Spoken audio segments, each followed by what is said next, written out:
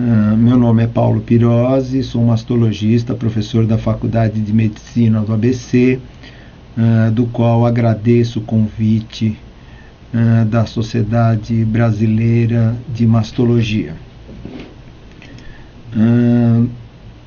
E vou falar para os senhores sobre um tema que é do conhecimento de todos, que é o panorama atual da técnica cirúrgica na cirurgia mamária.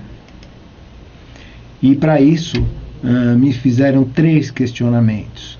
O primeiro, qual seria a margem ideal? Segundo, como diminuir as reoperações sem prejudicar a estética, já que vivemos uma época de muita resultado estético em cirurgias oncoplásticas. E, por último, qual é a técnica ideal visando a excisão da pele, espessura do retalho e saída do dreno? Para podermos nos situar sobre as cirurgias atuais, nós temos que olhar como um todo.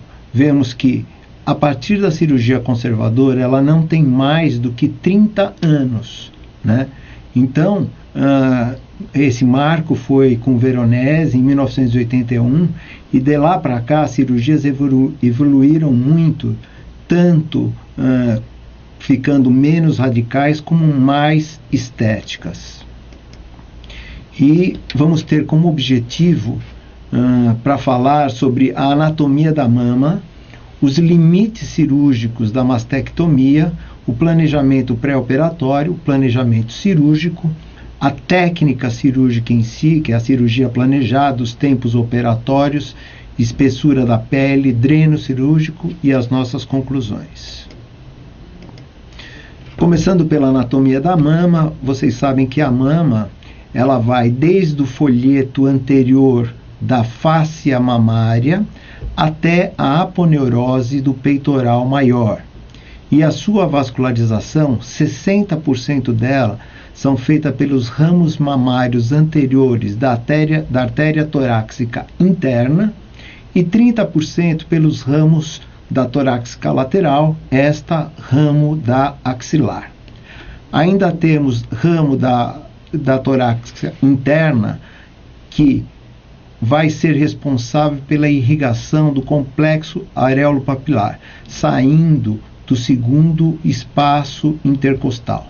Além desses, temos ainda o ramo peitoral da tóraco-acromial e das intercostais do terceiro, quarto e quinto espaços e da artéria tóraco-dorsal.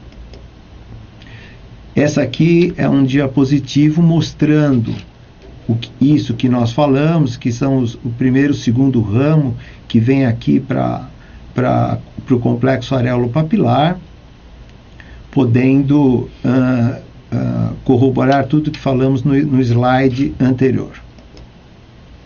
E a inervação dessa mama? A inervação sensitiva são feitas pelos filetes dos nervos intercostais, que saem desde o segundo ao sexto espaço. A papila ela é inervada por um nervo emergente do quarto espaço intercostal e inúmeras terminações nervosas livres e receptores neurais, que são os corpúsculos de Ruffini e Krause, que fazem a percepção tátil e pressora.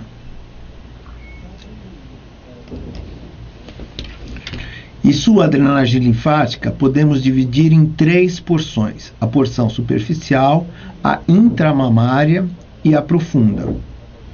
Sendo que 97% dessa drenagem linfática é feita para a axila e mais ou menos 3% disso vai para a mamária interna. A porção superficial fica entre a pele e a fáscia superficial da mama, que converge para a região areolar, que é a região central da mama, que é chamado plexo de Sapei, e daí vão para a axila. E a porção profunda ou vai para a cadeia mamária interna ou para a axila nos linfonodos de Rother, que ficam entre o grande e o pequeno peitoral. E por último, a cavidade axilar, que contém entre 25 e 40 linfonodos divididos em 3 níveis, níveis 1, 2 e 3. A cadeia de Rotter, que fica entre os peitorais maior e menor, e a cadeia mamária interna, que é constituída entre 4 a 6 linfonodos. Bom, dos limites cirúrgicos da mama, sempre é importante ressaltar que devemos obedecer a alguns pontos de referência da mastectomia clássica quando nos deparamos para poder fazer uma cirurgia. Como ponto superior, temos a clavícula, tá? Desculpe. Depois temos a borda lateral do externo, o músculo serrátil anterior, a borda anterior do músculo grande dorsal, o músculo reto abdominal e a aponeurose do músculo grande peitoral.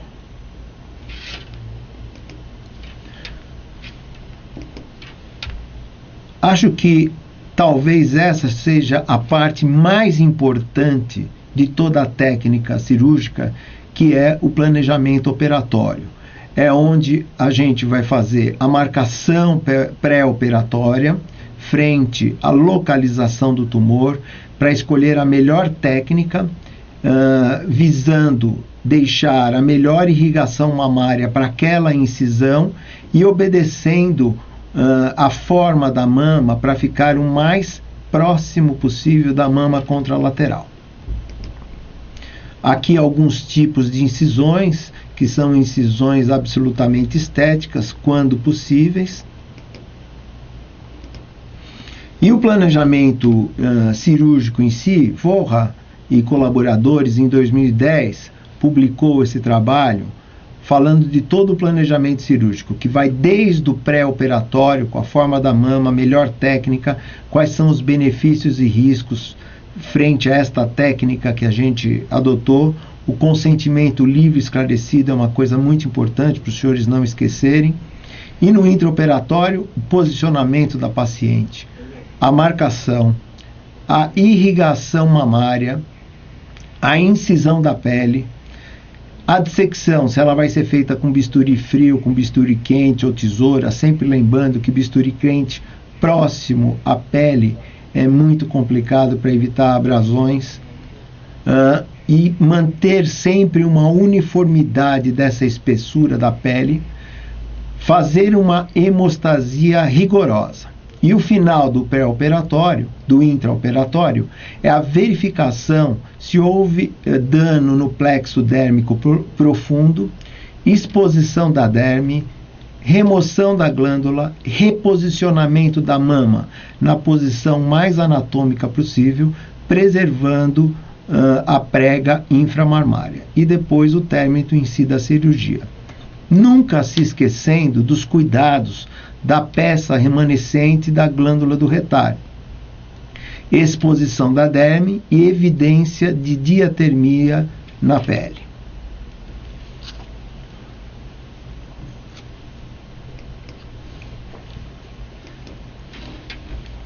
Na dissecção do retalho, nós temos que ter extrema cautela com uma técnica cirúrgica muito refinada. A espessura desse retalho deve ser a mais homogênea possível, mais fina, para evitar parênquima mamário residual, e mais grossa para preservar a nutrição da pele.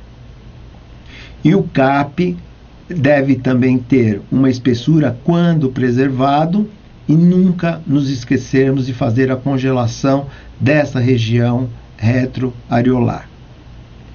Sempre obedecendo o plano superficial da face superficiais e os limites dos pontos de referência da mastectomia.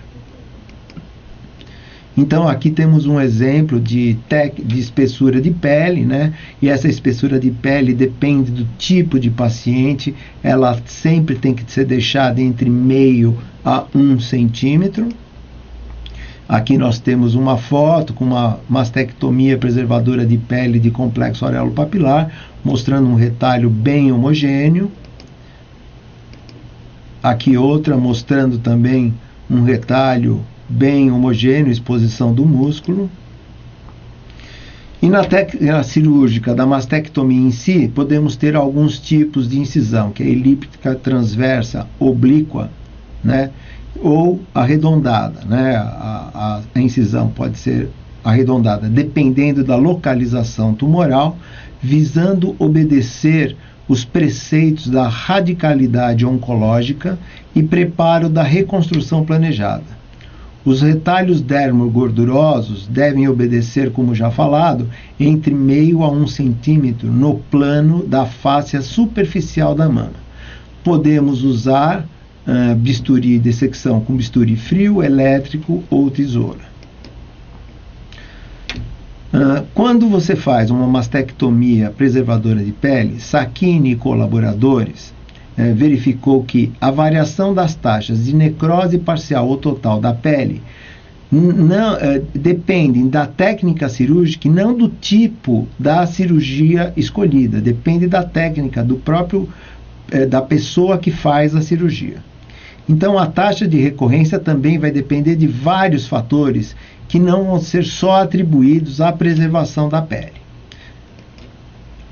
E no tratamento cirúrgico conservador? Então nós temos alguns tempos importantes, como a incisão, a exérese do segmento mamário, visando obter margens no intraoperatório, a abordagem linfonodal, a drenagem cirúrgica e a reconstrução mamária. Essa incisão vai depender da localização do tumor e da distância desse tumor à pele, para saber se a pele sai ou não. O limite de segurança geralmente é 1 centímetro. A exérese do segmento mamário deve ser feito preferentemente em monobloco, visando margens cirúrgicas livres no intraoperatório. E na parafina, o aceitável é que seja 1 milímetro ou maior que isso, livre, distante do componente in situ. O dreno de preferência deve-se usar o dreno tubular, que deve ficar dentro do campo operatório. Tanto faz ser a 2 ou a 3 centímetros da incisão cirúrgica, mas que fique dentro do campo da radioterapia. E toda vez que nos deparamos com cirurgias conservadoras, temos que pensar em recidivas locais. E essas recidivas locais são mostradas em trabalhos que variam de 5% a 22%. Tá? Aqui um trabalho deste ano mostrando que a recorrência, né, está relacionada a alto grau histológico, tamanho tumoral e se a paciente é HER2 positiva. Como avaliar a multissensicidade da doença? Bom, temos várias formas de avaliar e com isso a gente pode evitar recorrência. A primeira delas é a mamografia. Essa aqui nós estamos vendo uma mamografia digital, tá? E essa mamografia digital mostrando 3 tumores que fica muito mais fácil de ver porque essa mama ela já tem uma certa lipossubstituição. Nessa outra, muito difícil de avaliar a multissensicidade, porque é absolutamente uma mama densa. E por isso, quando temos mama densa, lançamos mão de outros métodos para complementar. Aqui no caso a ultrassonografia, que nós temos do lado esquerdo um tumor único e do lado direito um tumor multifocal. Aqui como mostrado. E, infelizmente, não temos acesso a todas as pacientes, mas nas pacientes que têm acesso à ressonância magnética, para alguns casos é de grande valia, porque pode mostrar esta multissensicidade. Existe esse trabalho pela doutora Lindsay, né, comparando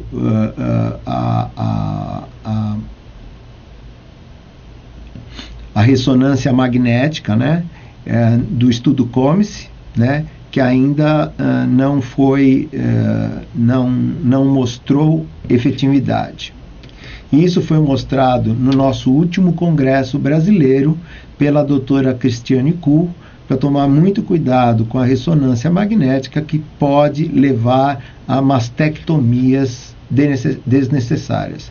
Acho que ainda temos muitas indicações para ressonância magnética, mas precisamos de mais trabalhos randomizados para poder indicá-la.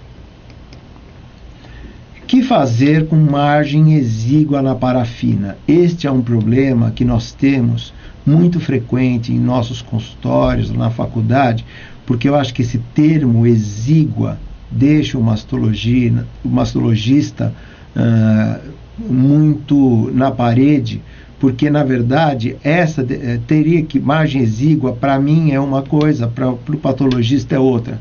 Precisaria ter qual é a distância da margem e com isso nós tranquilizarmos a nossa paciente. Acho que na parafina maior ou igual a 1 milímetro, a margem é livre. Não precisamos reintervir.